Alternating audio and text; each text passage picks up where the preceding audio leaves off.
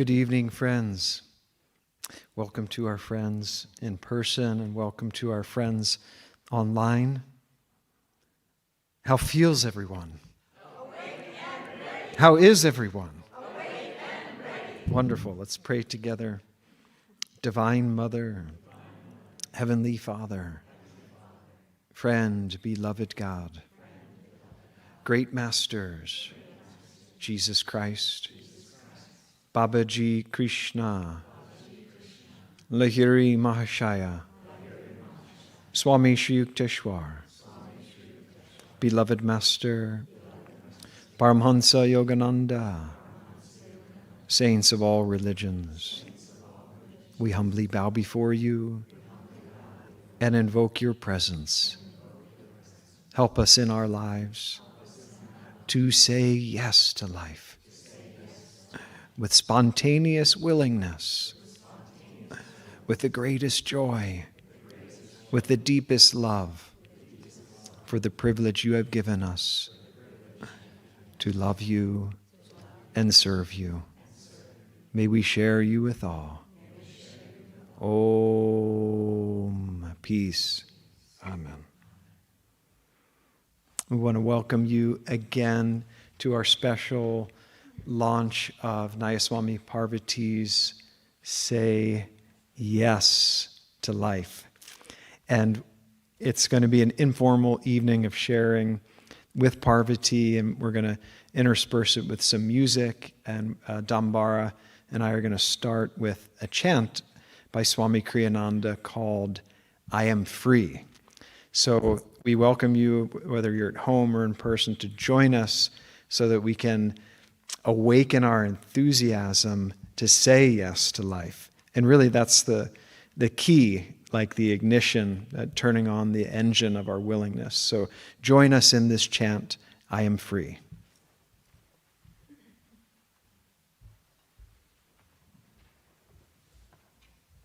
And this is the most recent version that Swami wrote, which starts off, I own nothing, I am free. I own no one, I am free. Goes through the whole verse. And then the second time around, I need nothing, I am free. I need no one, I am free. Here we go.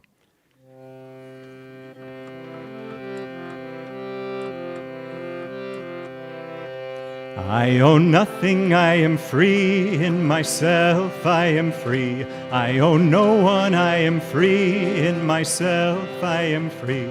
In myself, I am free. In myself, I am free. I am free, ever free. In myself, I am free. I am joyful, ever free. In myself, I am free. I am blissful, ever free. In myself, I am free. I am nameless, ever free. In myself, I am free. I am formless, ever free. In myself, I am free.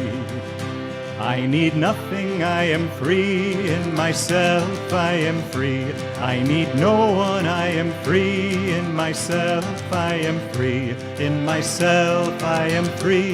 In myself, I am free. I am free, ever free. In myself, I am free. I am joyful, ever free. In myself, I am free. I am blissful, ever free. In myself, I am free. I am nameless, ever free. In myself, I am free. I am formless, ever free. In myself, I am free. I need nothing, I am free. In myself, I am free. I own no one, I am free. In myself, I am free.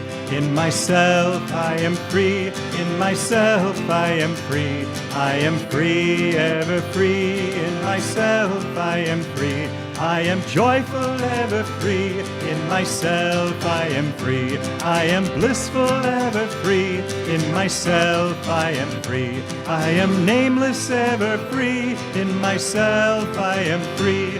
I am formless, ever free. In myself, I am free. I need nothing, I am free. In myself I am free. I need no one, I am free. In myself I am free. In myself I am free. In myself I am free. I am free, ever free. In myself I am free. I am joyful, ever free. In myself I am free. I am blissful, ever free. In myself I am free. I am nameless, ever free. In myself I am free. I am formless, ever free. In myself I am free.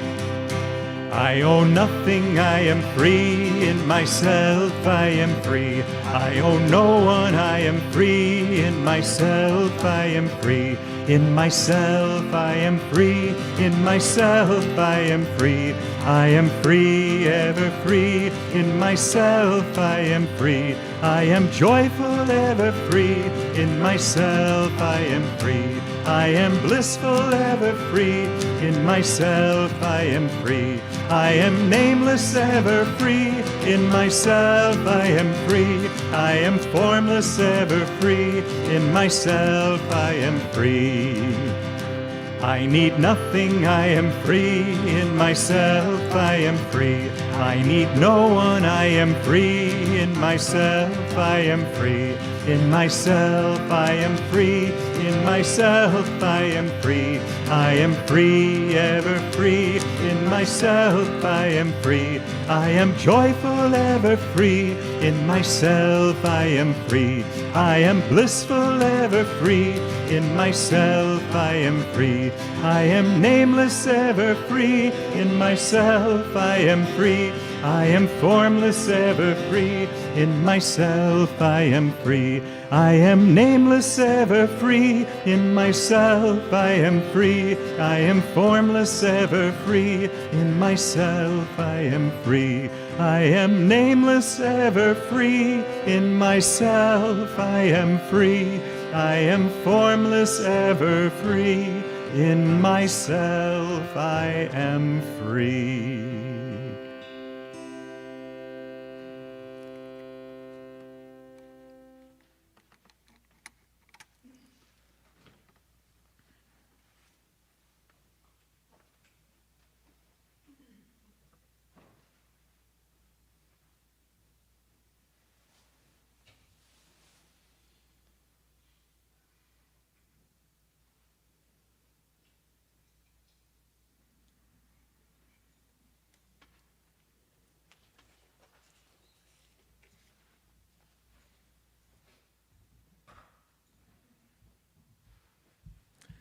Thank you to Dambara for bringing enthusiasm and joy with the music. A way of brief introduction for Nayaswami Parvati. I was thinking that of the mustard seed and that analogy that Christ gave, that the mustard seed grows into this vast tree, and how that's symbolic of our spiritual growth, that when we take just one step, that it expands ultimately into cosmic consciousness. And this is really, not to sound grandiose, but it's the story of Parvati, and it's the story of each and every one of us that she's sharing in this book, that when we say yes to life, it has the most tremendous power, and we don't realize it. Swamiji once said that the littlest ember, just like we're out here in fire country, can lead to a bonfire. And the littlest spark of devotion in our hearts can lead to a conflagration of divine bliss. And if you look at Parvati's life, she started what seemingly at the time were these small projects like Master's Market, which maybe at that time looked like a little fruit stand. And now it's the center of our community here at Ananda Village. Master's Market is known as downtown Ananda. And it's the place where we gather. It's a place, I was just there this morning, and you just feel so much joy being there. And I thought, well, the same happened. Parvati started some 20-some years ago, the Janaka Foundation, which is to help secure the financial future for Ananda. And that has grown as well, like a little mustard seed. But of course, the real growth has been her spiritual life, which she has not kept to herself, but is sharing. And that's the hallmark of Ananda, of Parvati, of being a pioneer of Ananda. I was thinking the subtitle of the book is Spiritual Adventure and Discipleship in the Building of Ananda. And that discipleship, what I realized in talking with Parvati about the book, for her, has been a practice of joy. That the adventure is joy. And it's an adventure that goes on. And that foundation of saying yes has built the true Ananda and spirit in her heart, and it has the power to grow within each and every one of our hearts. So will you join me in warmly welcoming Parvati to share on Say Yes to Life?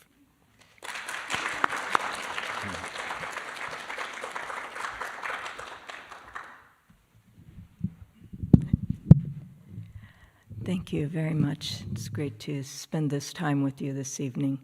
Let me see if I think that's okay. In writing this book, one of the questions that I got, because it's about 50 years of my life, several people have asked me, how long did it take you to write the book? And I thought, well, that's a story, because it was a process. And it was something so I thought I'd share just a little bit about that. I really, I'd say around 1998 or something like that. Each of us who were here from the 1970s and then stayed, and other people came and joined us and all of that, but it's like, we have had such an incredible life. I mean, we keep saying that in different ways, each of us, at different points when we're talking. But it was so incredible that it's hard to even imagine trying to express it because it's been an ongoing adventure. And that's why I use that term, both spiritual adventure and discipleship in that adventure. But so around 1998, I thought, if I don't capture something now, I'll forget about it. It will go away. That was 26 years into my being with Ananda. But we were in Portland, and we were the spiritual directors there. And so I couldn't start writing a book. But what I did was, 1998, I made cassette tapes, and I recorded 3 cassette tapes, 90 minutes each, and I just put down everything that had happened before that time. So 26 years. And it was a lot. And then, so I captured it. I captured the memory, what happened, the vibration, all of that. And it was just free flow. It wasn't like, oh, I'm going to write a book actually from this. But I stopped. I had to. It was 1998, and 1999 we went to Italy with Swami, be with Swami, and then 2000 happened, 2001, everything exploded. I mean, event after event happened. So those cassette tapes sat for years. And then at a certain point I thought, and at a certain point I was thinking, maybe it was, so we're in 2024, I'd say maybe at least 10 years ago, maybe more, I thought, okay, now I need to transcribe them, which was a huge job. I mean, 90 minutes, 3 times 90 minutes. So anyway, but then I thought, no, just do it. So I made myself do it, and I transcribed little by little and got all the transcriptions. So I had a body of work there.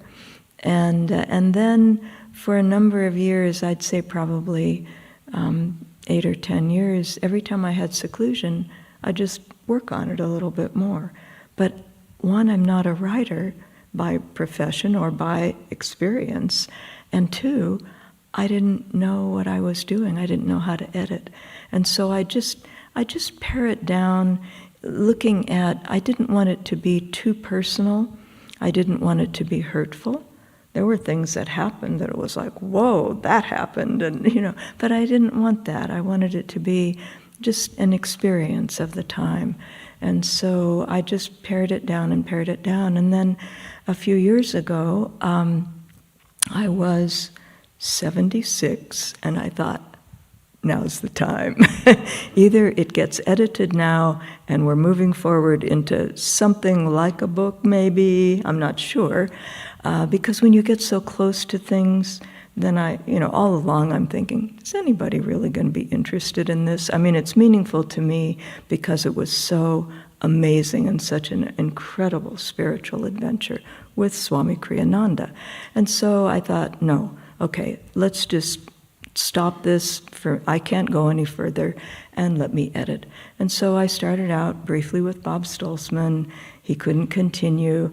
And Anandi, I had asked her about this, not wanting her to edit it, but I said, who can I get to help me? And she said, well, Prakash. And I thought, Prakash doesn't have email or a computer or anything. How am I going to, But I came to the place where I thought, no, I think that's right. And so I asked Prakash, this was in 2022 in the summer, and I said, would you be willing to help me? And he said, oh yes, for sure. And so we got in a rhythm, and the rhythm was this. I would print out a section of the book. I would put it in his box over the weekend only, because he worked the rest of the week. He would edit like crazy. And then I would pick it up from my box on Monday or Tuesday, put it into the computer, so that we've got edited versions happening. And we went back and forth like that. We went through the entire manuscript 3 times. It took almost a year, but it was worth it. And then at the end, so we get to like summer of 2023, and I said, are we done? I mean, I don't have experience with this, so I don't know. I mean, and Prakash just looked at me, he said, well, we could go on for a long time, we could just keep going, and I said, no, I think 3 times through, we're done, it's good enough. And good enough meaning I needed to show it to somebody. It was just he and I that had seen it, really. And so then at that point I thought, okay, now's the time. So printed out the manuscript and I gave it to Jyotish and Devi.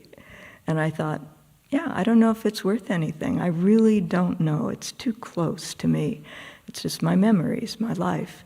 And so I think Devi read it. I'm not sure if Jyotish read it, but anyway, Devi said, no, I think it's good.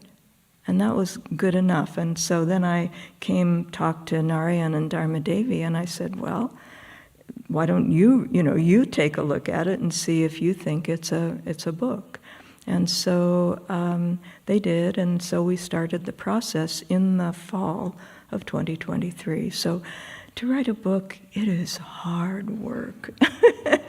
It just goes on and on and on. And then at a certain point, Barbara Bingham and I got together, and so I thought, okay, we're done. The manuscript's it was done, to crystal clarity done. But then the photos, and I thought, well, I have all the photos, but they weren't print quality photos. And so Barbara Bingham and I worked for another 2 months on getting the photos up to quality where they could actually be printed and look decent and all of that. So that was really very nice and just wonderful.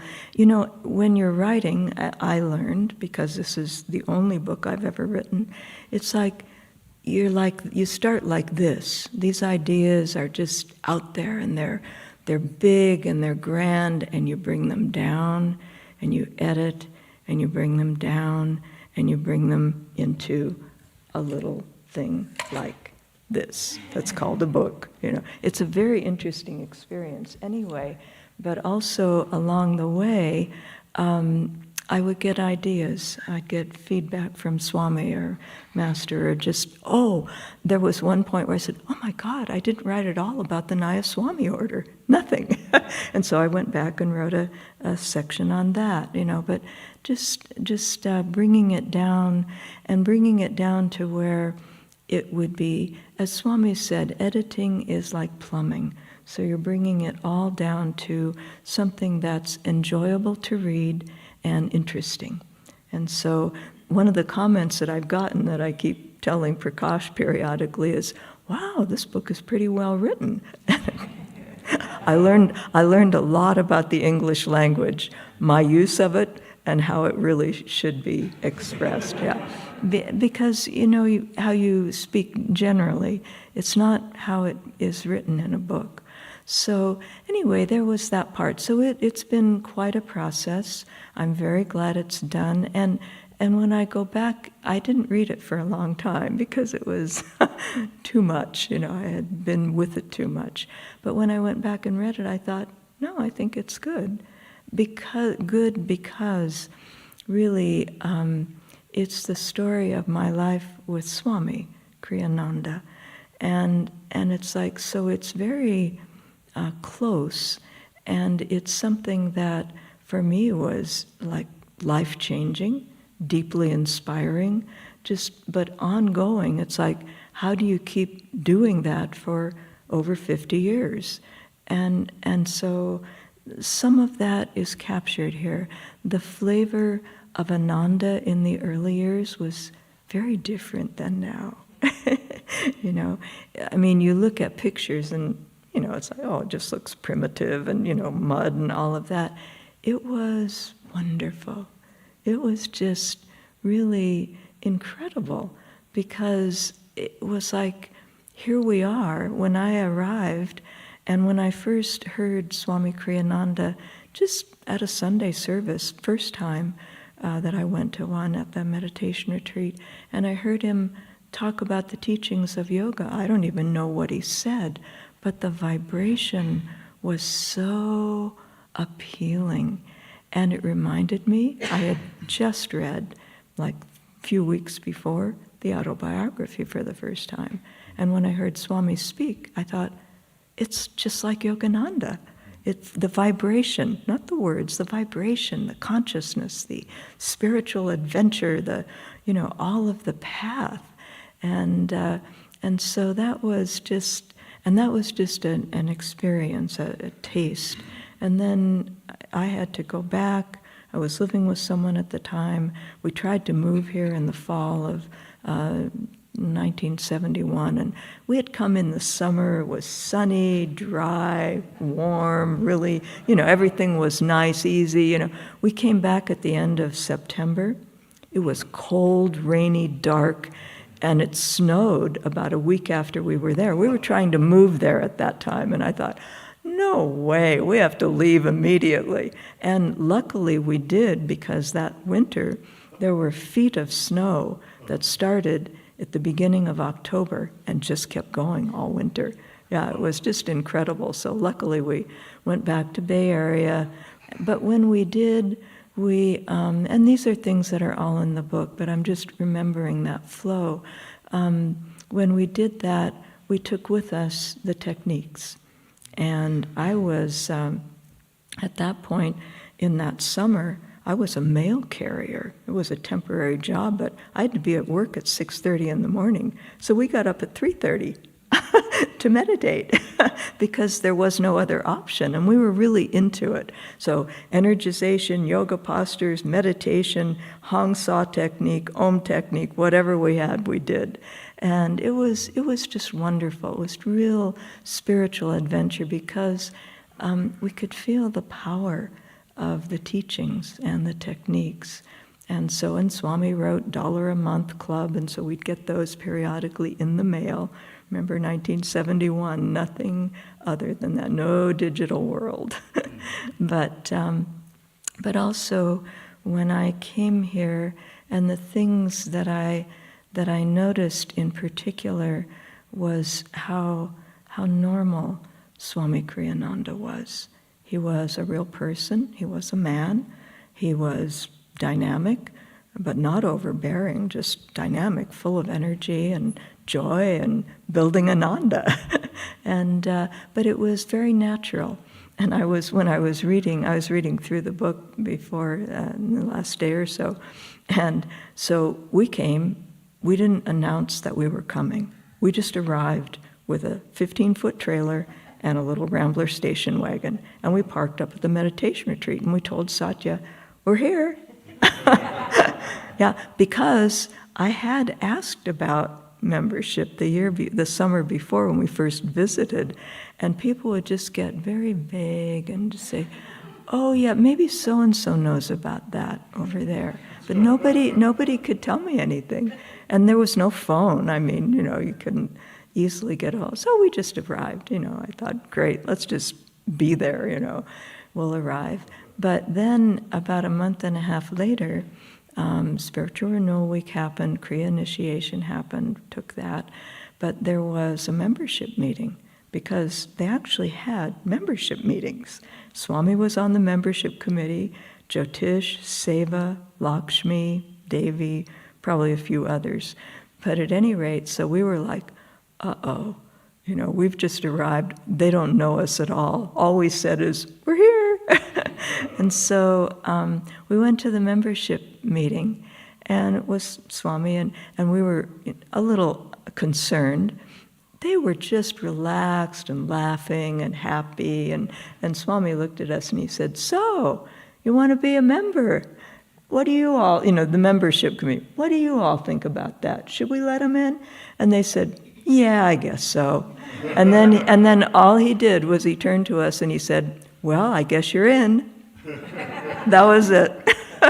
Yeah, because, again, in those days, Swami was looking at people, and so he could tell we had energy, and we were serious and sincere, and we brought money with us so we could, live for a while and all of that. But anyway, it was just relaxed, and yet very clear. When Swami spoke about the teachings, it was as if Master were speaking about the teachings. So that all happened, and then feeling the rhythm of life, actually, what Ananda actually was about, we got to experience then. So we arrived mid-July, and we had a few months before winter started. And in those days, by the way, after that first time when we were new, we would call it fall frantics. And anybody who arrived here in the summer and wanted to stay, it was like, okay, well, you got to have a place to live, you got to have heat, you got to have light, you got to have, all these things in place to be able to do it. And so we did that. We had all of that, and enough anyway. So anyway, then the rhythm of life and how things happened, there wasn't a lot of form. And in fact, when Seva first had arrived at Ananda Village, she had known Swami in San Francisco, but she moved up here to the village, the farm, whatever it was called at the time. And the thing that Swami asked her to do was to come into the office every day, so that there would be a rhythm started that somebody was coming into an office every day. And people would see that, because we had businesses and they functioned in certain ways, but things were scattered. There wasn't, so it was much more, you had to make your own rhythm and commitment and really do that. It wasn't like somebody was telling you what to do. And then, but the thing that I noticed also and felt from Swami was he was very much about, we're building a community here. It's for Master, and if you see something that needs to be done, do it. Yeah. And so, because he said, I can't create a community. It's you all, the people that are here. So that was what made me think about starting the market. I was working at the farm. I was making flower jewelry with Benai, his business, and there was no place to eat. There was no food at the farm, a little bit from the dairy, but nothing real. And 15 miles into town, not everyone had a car. And in North San Juan, there were 3 bars, Toki's restaurant, which had yakisoba, 1 vegetarian dish, and a lot of junk food and stuff. So anyway, but I thought, well, at least I can do something, you know. And this is the consciousness of the time. I didn't have any money to do this, but that didn't seem to really matter. What mattered was that you just did something, you know, let's get some energy moving. And so I thought, well, I can do that. You know, I didn't see that. In other words, what I'm trying to say is, I didn't see that as an obstacle. You would think I would have, but no, it was just no. Let's just move energy. Let's just get something happening. So the market was part of it, and then we built a house in that same time. Within less than a year, we moved here, became members, got jobs. I started the market, and we built a house within less than a year. So boom, boom, boom, things really... Because if you wanted to have a nice place to live, you built a house. And the house cost, I'd say around $2,500. No indoor plumbing, no electricity, there was propane tank for heating, and we had an outhouse, you know, so, but we carried water, and it was all fine, you know, I thought it was great. I mean, it was better than a 15-foot trailer. But also, the way that Swami Kriyananda led was that it felt like he was bridging the gap between what we were used to in the world and living in a spiritual community that was evolving. I mean, it wasn't in fact there yet. And so he said, when people come here, the money that they have, they can keep. If you have money, if you work for a job and you have money for that, you can do all of that. But then you also support the community. So there were community fees for roads or whatever, you know, land payments. But so it was a blend. It wasn't ever a commune. It was a community, and each person was responsible for themselves. So, you know, interesting, because you think, wow, well, you're coming and, you know, you're giving up everything and you're coming here, then what do I get? Well, you get to serve. You get to give more. And you better bring money with you so that you can do so. So there was always, in other words, what I'm trying to say is that there was always that vibration and that consciousness that you're responsible for yourself. Yeah. Yes, it's a community, and yes, we will cooperate and help each other, but you're responsible for yourself. If you want a house, build it. Figure out how. You know, so that was different than what was happening in other spiritual communities of the time. Some of them were more ashram-like from India. Others were more like communes, where you just gave your money and then the community somehow supported you. But not here. It was a real, it felt balanced to me. And so that was one thing that I really appreciated, because there was so much to adjust to, you know, on the physical plane, on the spiritual plane, everything. And so that was interesting. And then the other thing was that Swami also, he had his own dome. He lived there by himself, and it was his private home. And he invited the community there for satsangs and that kind of thing. But in other words, he had his own spiritual place and space. And that's what he said we should have as well.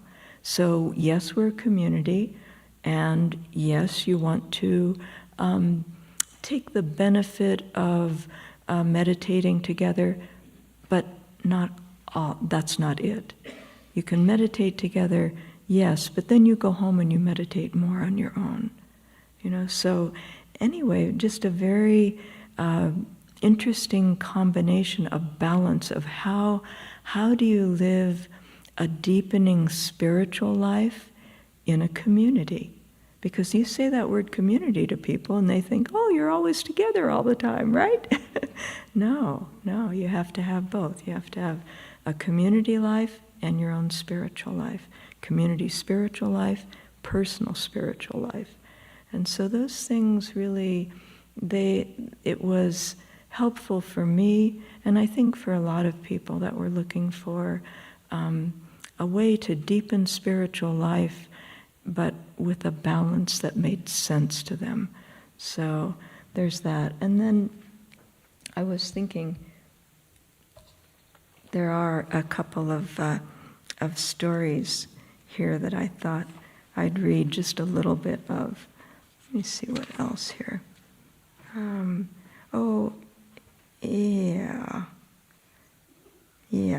Two other things. The other thing is that, and it's tricky to, again, to keep in mind, but also a larger vibration of this. Swami was extremely dynamic in how he talked to us and about how he led. And so he said, forget that you're a man or a woman, young or old, you can do anything. That was a big thing. You can do anything. In other words, don't limit yourself. And that was a big vibration in the community. The other thing was, when you come into a situation, come into it and say, what's trying to happen here and how can I help? Not, I can help here, but what's already in motion in any situation. You come into a new job or a new group of people, you take your time and you back off just a little and you say, what's happening here already? And then you say, how can I help with that? How can I add to that? And those were really basic kind of attitudes that are good, really good to keep in mind.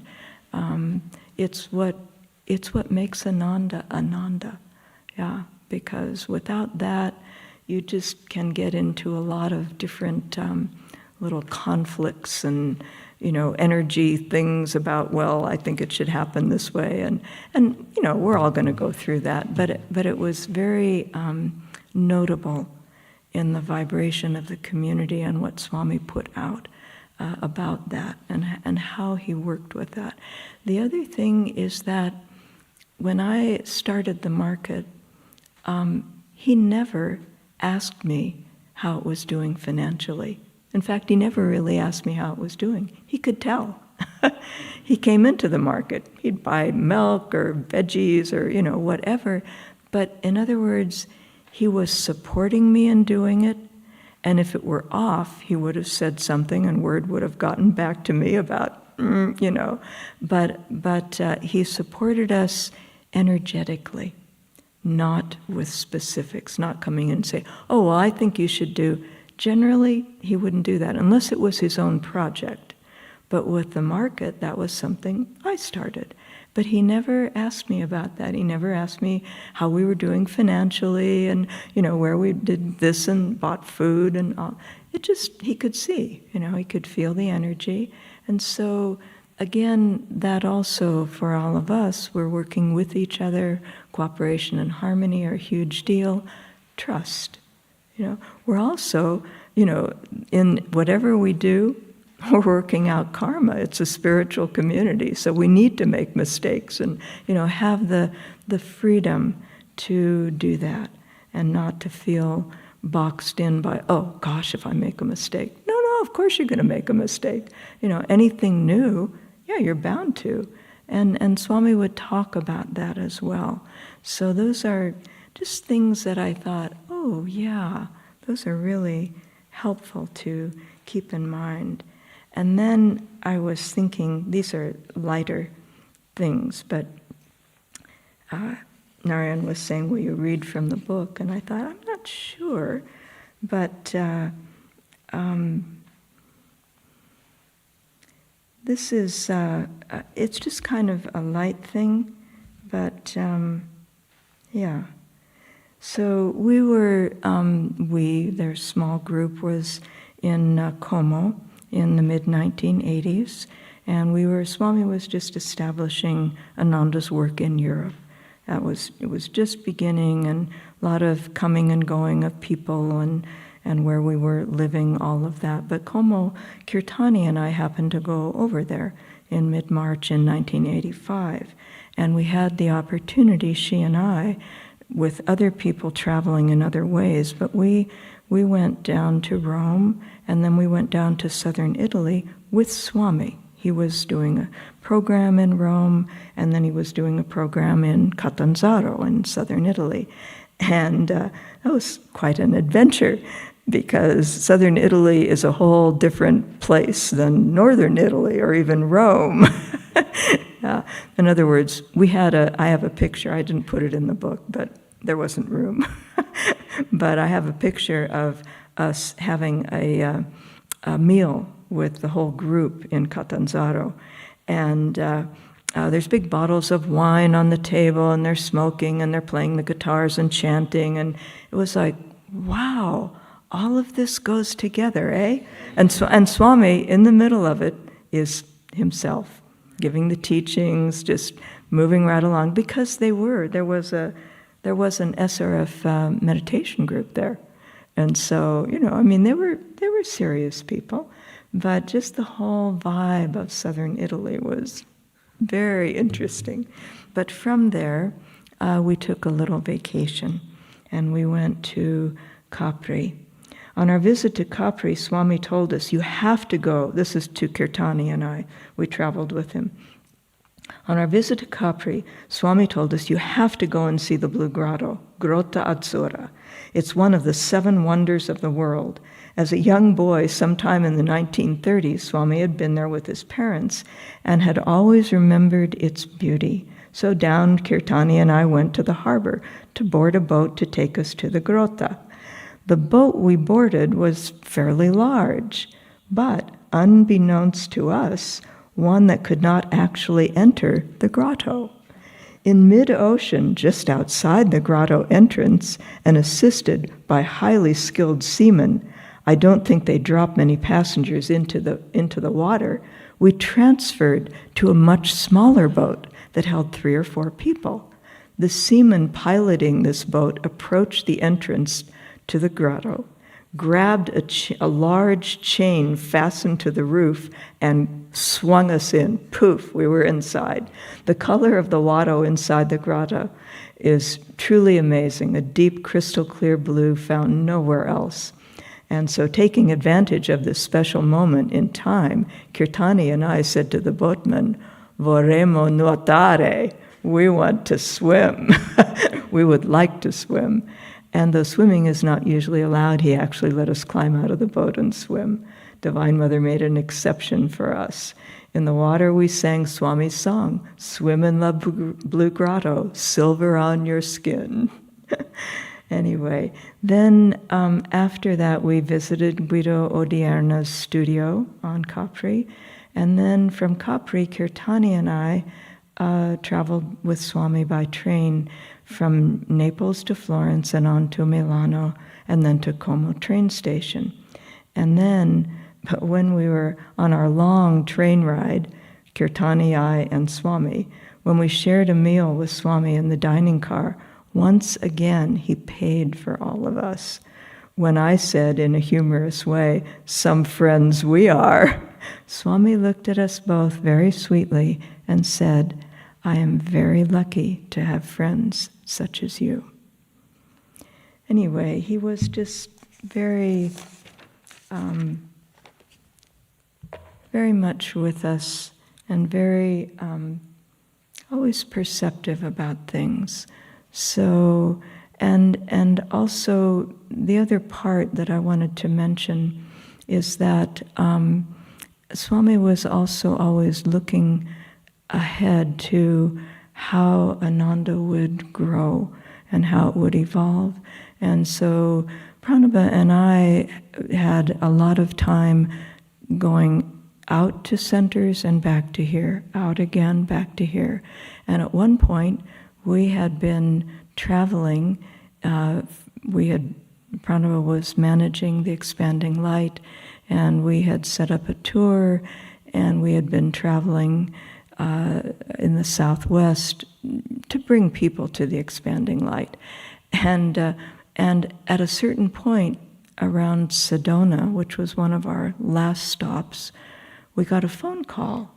And it was late at night, and we came back from an event we had just had, and there was a message, and it said, "Please call Terry McGilloway right away, it's important."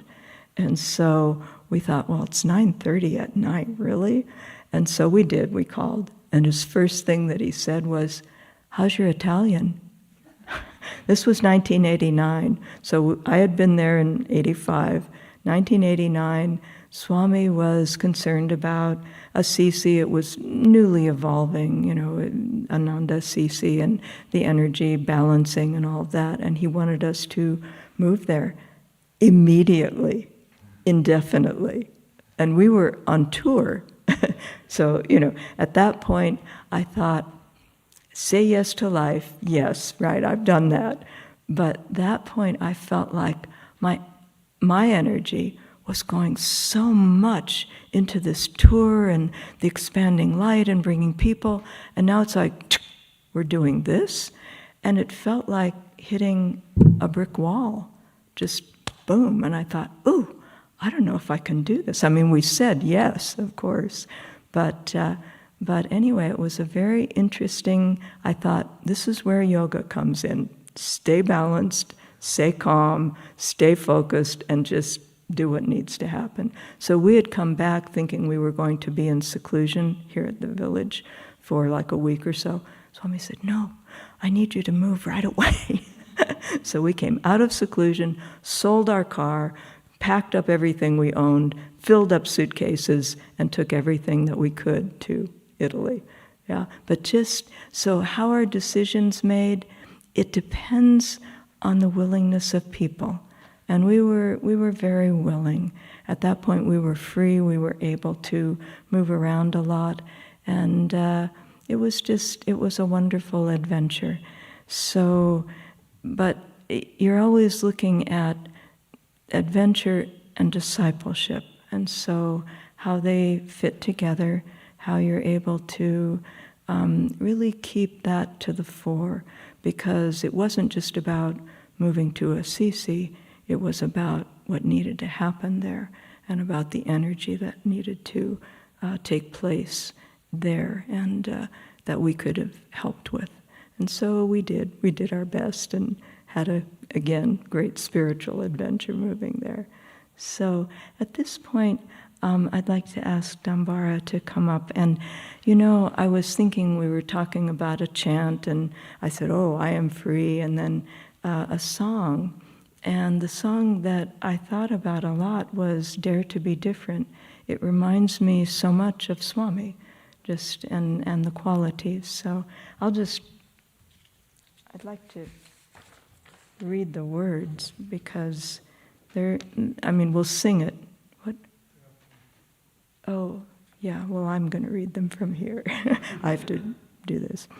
Dare to be different, dare to be free, dare to roam far, like wind on the sea. Fly like a gull, soar high on the air. Be strong in your courage when others despair. Never in anger, never in haste. Go without pride, be never abased. Freedom is yours, if freedom you give. To all give it freely, in freedom you'll live. Mountains that stand up tall to the sky tell us no dreaming is ever too high. Dare to climb boldly, brave that high peak. You'll never know failure if bravely you seek. And that's really how Ananda was built, has been built. So why don't we sing it together?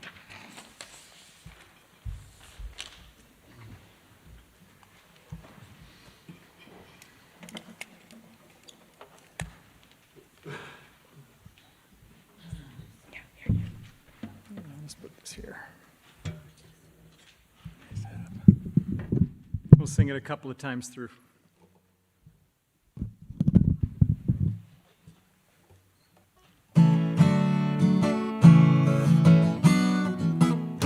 Join along. Dare to be different, dare to be free, dare to roam far like wind on the sea, fly like a gull, soar high on the air, be strong in your courage when others despair. Never in anger, never in haste, go without pride, be never abased. Freedom is yours if freedom you give, to all give it freely, in freedom you live. Mountains that stand up tall to the sky, tell us no dreaming is ever too high. Dare to climb boldly, brave that high peak, you'll never know failure if bravely you seek.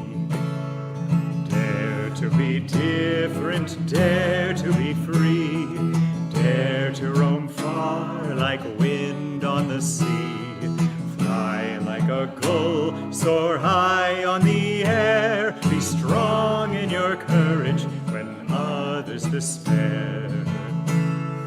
Never in anger, never in haste, go without pride, be never abased.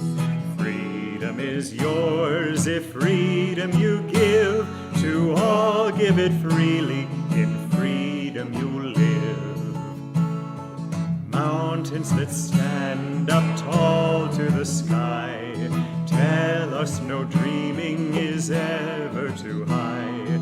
Dare to climb boldly, brave that high peak, you'll never know failure if bravely you seek. One last time.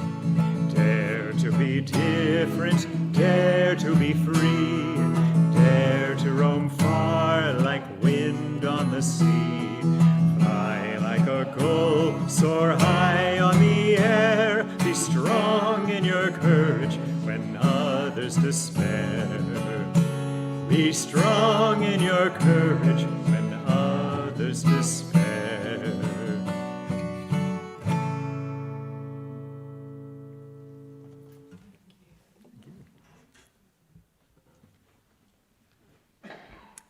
And I think that will be it for this evening. So I hope you will enjoy the book. It was a joy to write it. A lot of work, but very, very blessed. And so it's something to keep in mind as Ananda evolves, and just all of the future adventures that will be coming your way.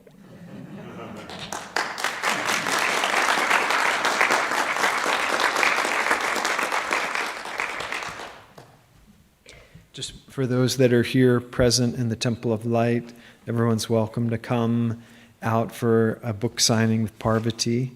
And if you're online and you'd like a book sign, just let us know. And for those that are online too, of course, you can get the book at Crystal Clarity's website.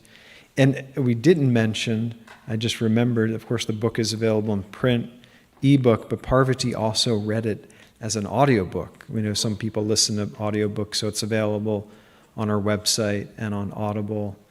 Many thanks, Parvati, for sharing your spiritual adventure and joy with us. So please come and join us.